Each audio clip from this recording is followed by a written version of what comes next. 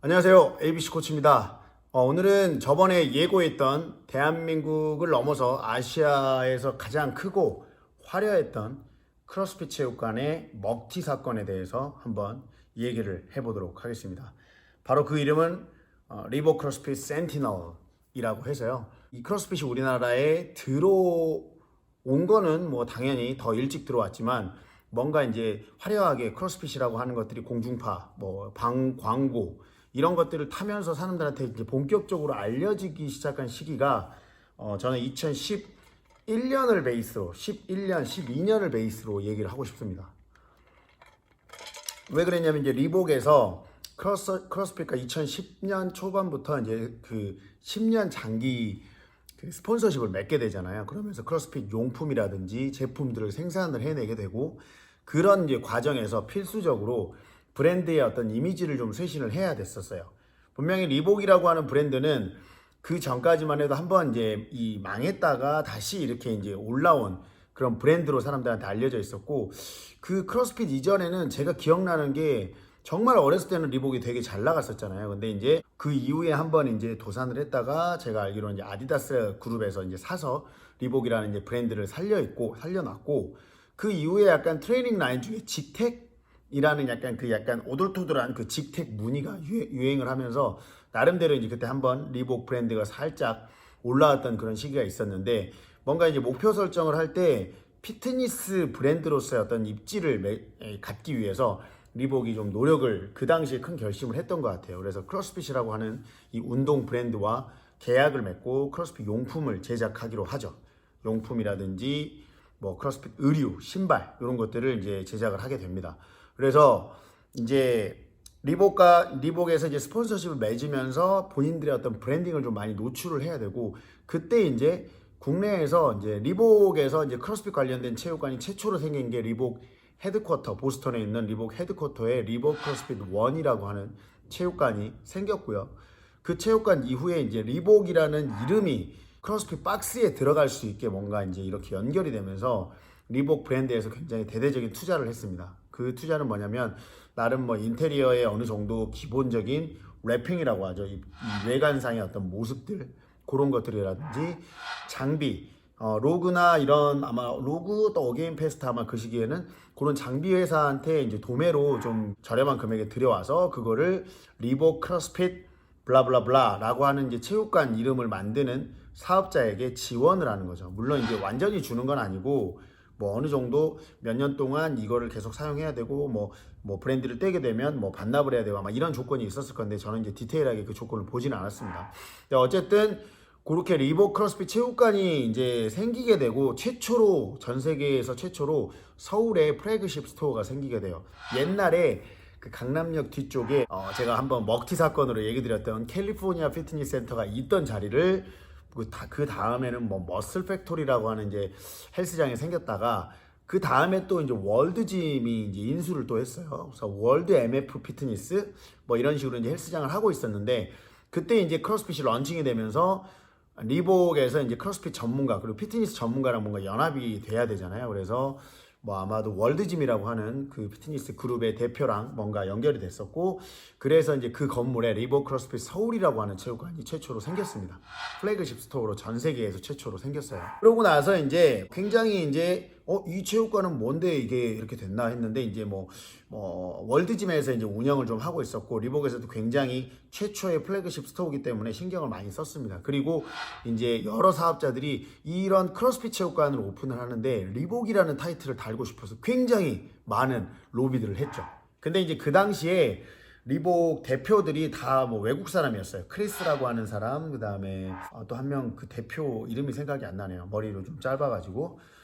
리복 대표가 있었고 크리스 상무라는 사람이 크로스핏을 엄청 좋아하는 사람이었습니다. 그래서 이제 뭐 어쨌든 크로스핏이라고 하는 이 브랜드 그 모아 손을 잡고 이제 의류 라인을 만들어내기 때문에 대대적인 투자를 하게 되고요. TV 광고까지 나왔었어요. 막 되게 멋있게 스포츠 쇼 피트니스 has arrived 해가지고 와, 저는 이제 그 당시에 그 광고 TV 광고를 보고 막 가슴이 콩닥콩닥 떨릴 정도로 엄청나게 큰 그런 반향을 일으켜냈죠. 그리고 이제 얼마 지나지 않아서 한남동에 크로스핏 체육관이 생긴다는 소리를 들었어요. 뭐 이제 알아보니 이제 외국인 투자자들, 외국인들인데 이제 크로스핏을 했던 사람들, 지금은 이제 여기 없지만 코디라고 하는 이제 센티널 예전 CEO 코디가 이제 격리단에서 부트캠프 스튜디오를 하고 있었는데 이제 거기에 뭐 운동을 하던 사람들이 어쨌든 부트캠프도 그룹 형태로 수업을 진행을 하고 있었고, 뭐 어떻게 보면 이제 외국인 인맥들끼리 커뮤니케이션이 돼서 코디가 이제 투자자들을 좀 끌었고, 그 투자자들을 통해서 리복과 커뮤니케이션 하고 해서 생긴 체육관이 한남동에 리복 크로스핏 센티넬이라고 하는 체육관이 생기게 됩니다. 그리고 그 리복 크로스핏 센티넬이 엄청나게 홍보가 많이 됐던 그 시점에서 어떤 사건이 있었냐면 2012년이군요. 2012년 크로스핏 게임 오픈을 했는데, 뭐 지금처럼 뭐 체육관이 뭐 몇백 개 있는 게 아니라 그 당시엔 체육관, 크로스핏 체육관 2개, 3개 요 수준이었거든요. 그래서 원래는 그 리복 크로스핏 서울, 그때 이제 이름이 바뀌었습니다. 투혼으로 이름이 바뀌었는데 리복 크로스핏 서울하고 센티널이랑 이제 리복에서 주관을 해가지고 뭐 12.1 첫 번째 1주차의 오픈은 뭐 투혼에서 하고 2주차는 센티널에서 하고 이런 식으로 하기로 했었는데, 그때 투혼에서 이제 드랍 문제가 생겨가지고 이거를 오픈 행사를 진행을 할 수가 없게 됐어요. 막 바닥에 바벨을 던질 수가 없게 돼서. 그래서 한남동에서 이제 1주부터 5주차까지 쭉 이렇게 이제 오픈 이벤트를 진행을 하게 됩니다. 그래서 이제 저도 그때 뭐 저는 이제 헬스장에서 이제 조그만한 코너에서 크로스핏을 가르치고 있었는데, 거기를 가서 이제 저도 오픈을 참여하니까 이제 뭐 다는 아니고 한 2개 정도 오픈 이벤트를 거기서 했던 걸로 기억이 납니다. 근데 어쨌든 이제 그렇게 되면서 굉장히 이제 유명해졌어요. 이 센티널 자체가. 5주 동안 갔는데 막 외국 크로스핏 체육관처럼 외국인들 엄청 많고 분위기가 되게 핫한 거죠. 그래서 이제 많은 사람들이 이제 그쪽 가서 이제 등록도 많이 하고, 이제 아무래도 이 비즈니스가 호황을 맞은 거죠. 그러다 보니까 이제 이 투자자들이 좀 어떻게 보면 더 이제 투자를 좀 가속화시키고 싶었던 것 같아요. 그리고 이제 제가 얘기했지만 제가 이제 그때 12년도에 리저널 선수로 나가서 이제 성적을 내고 리복하고 스폰서십 계약을 맺고, 요 과정에서 이제 센티널이 저한테 이제 을지로에 큰 지점을 오픈한다 이런 식으로 해서 저한테 이제 거기에 매니저 헤드 코치를 해줄 수 있느냐라고 해서 이제 협상 끝에 제가 하게 되죠. 그래서 2년 말에 공사를 시작을 해서 10월 정도 공사해서 11월 중순에서 11월 말 정도부터 이제 운영을 시작하게 되죠. 그와 동시에 이제 대치동에도 크로스핏 체육관이 생겨요. 센티널 업타운이라고 하는 체육관이 생기고요. 그때는 이제 대치 사거리 쪽에 생겼습니다. 지금 이제 포티피 오너인 이제 제프가 운영을 하던 체육관이에요. 그렇게 해서 이제 체육관들이 이제 지금 현재 3개가 됐어요. 센티널이 3개가 되고, 그리고 이제 뭐 어떤 비즈니스의 어떤 성과라든지 방향에 따라서 이제 뭔가 결정이 될 거예요. 근데 이제 을지로를 지으면서 굉장히 좀 뭔가 큰 투자를 해서 일정 부분에 이제 센티널 본사를 설립을 하게 됩니다. 저희 이제 같이 운영을 하고, 저도 사무실이 거기 있었는데 본사 사무실을 거기서 같이 겸했어요. 대대적으로 이제 뭐 여러 가지 브랜딩도 많이 하고, 뭐 굉장히 초반에 굉장히 핫한 브랜드로서의 자리를 잡기 위해서 센티널이 노력을 좀 많이 했죠. 그리고 결과적으로 을지로가 대성공을 합니다. 회원이 500명 정도를 저는 이제 맥시멈으로 봤는데 700명까지 와버리고 이런 상황이 나니까 이제 무조건 이제 확장 투자를 하려고 생각을 하고, 그 당시에 2013년에 들었던 데가 IFC 몰에 이 체육관을 만들 것이다 라고 얘기를 했어요. 그래서 보여지는 모습, 회원님들이 운동을 했을 때 거기에서 오는 센티널 브랜드의 신뢰감 이런 것들은 굉장히 컸습니다. 엄청나게 많은 사람들이 와서 운동을 하고 있고 호황을 이루고 있고. 하지만 이제 저는 운영자로서 어떻게 보면 이제 운영하는 것들을 이제 지표를 보잖아요. 근데 이제 전체적으로 이제 뭐 투자 금액이라든지 뭐 여러 가지 이런 것들을 다 계산을 했을 때 뭐 완벽하게 흑자가 아니라 이제 적자선에서 유지가 됐던 적들이 있어요. 그리고 이제 약간 이제 손익 평형 정도가 일어나려고 하는데, 이제 거기서 또 투자자를 모집을 해서 을지로에서 골프샵 같은 데를 오픈을 하고요. 그 옆에 이제 공간을 더 임대를 했죠. 렌트를 하고. 그 다음에 판교 쪽에다가 이제 체육관을 오픈을 하게 됩니다. 지금은 이제 판교 에버뉴라는 체육관인데, 그때는 리복 크로스핏 센티널 아브뉴라고 이제 이름이 지어졌었어요. 이제 여기까지 이렇게 오픈을 하게 돼요. 제가 이제 봤을 때는 뭐 경영 상태가 그렇게 좋지는 않았지만 어쨌든 그 브랜드에 대한 신뢰감을 가지고 이제 오픈을 하게 되죠. 그러다가 이제 계속해서 이제 비즈니스 흐름 자체가 뭐 그렇게 좋게 흘러가진 않았어요. 뭐 을지로 지점 같은 경우는 솔직히 잘 됐습니다. 다른 체육관들이 올라오는 체육관도 있었고 좀 안 되는 체육관도 있었고, 그 다음에 본사에 또 직원도 굉장히 많고 이러다 보니까 뭐 전체적으로 먼슬리 레버뉴 리포트 같은 걸 봤을 때 뭐 그렇게 계속 흑자를 내지는 못하는 상황이었거든요. 그런 상황에서 이제 센티널에서 약간 어떤 경영에 대한 어떤 변화를 준다라고 했던 게 뭐냐면, 이 크로스핏 체육관을 약간 헬스장처럼 세일즈하는 인원을 따로 배치를 해가지고 뭔가 이제 비즈니스를 하려고 이제 계획을 하게 됩니다. 이게 이제 저도 체육관 운영하면서 뭐 한 회원이 500명, 600명, 700명 되면서 솔직히 커뮤니케이션 자체가 굉장히 어려워지고 누가 누군지도 모르고, 저도 해본 적이 없었잖아요, 크로스핏 체육관을. 그래서 어떻게 해야 크로스핏 체육관이 성공적일 것인가 라는 것들에 대한 의문을 갖고 찾던 중에 미국에서 이제 크로스핏 비즈니스 세미나가 열렸어요. 2013년 정도에, 3년 말 14년 초군요. 크로스핏 뉴잉글랜드의 벤 벌저넌 코치가 이제 운영을 하는 그 세미나인데, 비즈니스 오브 엑셀런스 해가지고 이제 그 세미나에 제가 참석을 하게 됩니다. 제프랑 같이 가서 참석을 하게 되고, 미국에 있는 이제 크로스핏 체육관의 어떤 비즈니스 구조라든지 어떤 시스템 이런 것들을 설명을 듣게 되죠. 그러면서 이제 저도 이게 손을 이렇게 탁 치게 됩니다. 좀 이게 헬스장처럼 몇백 명 이상의 크로스핏 체육관에 사람들이 있다라는 것 자체가 이게 커뮤니티를 잘 형성하기가 쉽지는 않다라는 그런 생각들이 좀 들었어요.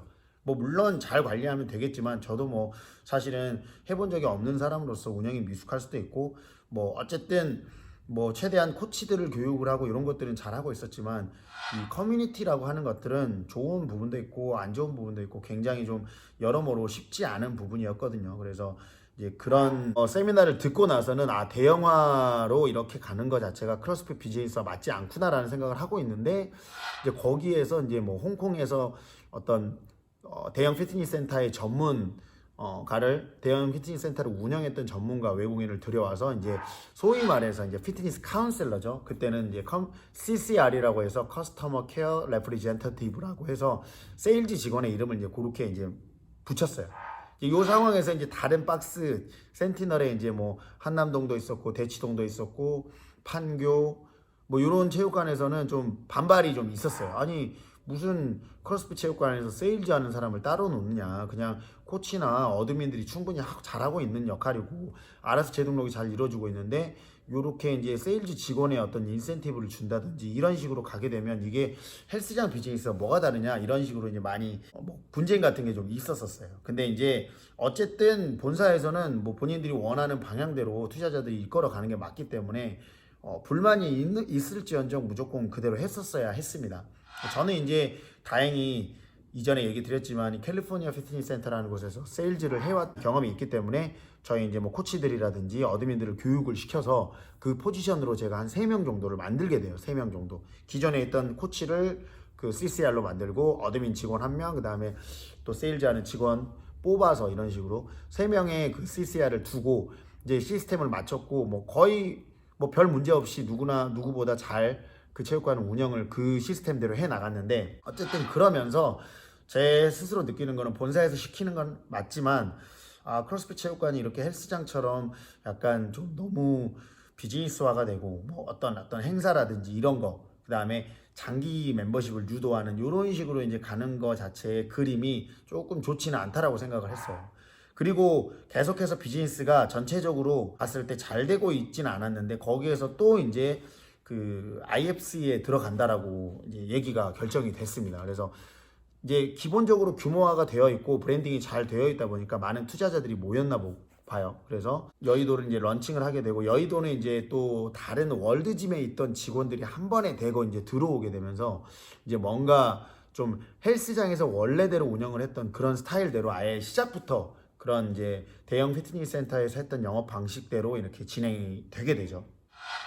그러면서 이제 센티널에서는 이제 저랑 커뮤니케이션 했던 내용들, 그리고 저와 약속했던 내용들의 어떤 방향성이 좀 달라지게 돼요. 저는 이제 원래 을지로 매니저를 하면서 제가 원래대로 계획을 했다고 하면 IFC까지 두 지역을, 두 체육관을 운영을 하는 게 이제 저의 어떤 그 포지션으로서의 약속이었는데, 이제 경영 전문가가 들어오면서 세일즈 제도를 만들고 이렇게 이제 하면서 그 전문가가 이제 전체적으로 통과를 하고, 박스의 어떤 매니저들은 이제 오히려 좀 없애는 형태로 이렇게 가겠다, 이런 식으로 선언을 하더라고요. 그래서 저는 제가 뭐 헤드 코치를 하든 뭘 하든 그런 건 상관이 없는데, 이제 본사에서 저한테 센티널에서 일을 해달라, 본사에서 전체적으로 각 지점마다의 어떤 코치 관리라든지 뭐 이런 부분에 대한 좀 관리를 해달라고 했지만 이제 저는 그때 이제 제가 더 이상 센티널이라고 하는 브랜드를 서포트할 필요가 없다라고 생각을 하고 거기서 이제 저는 이렇게 이제 그만 관계 종료를 하고 이제 일을 그만두게 되죠. 그게 2014년이에요. 14년까지 일을 하고 15년부터 이제 저는 제 체육관을 차리게 됩니다. 그래서 이제 체육관을 차리면서도 또 이제 이슈가 또 있었어요. 뭐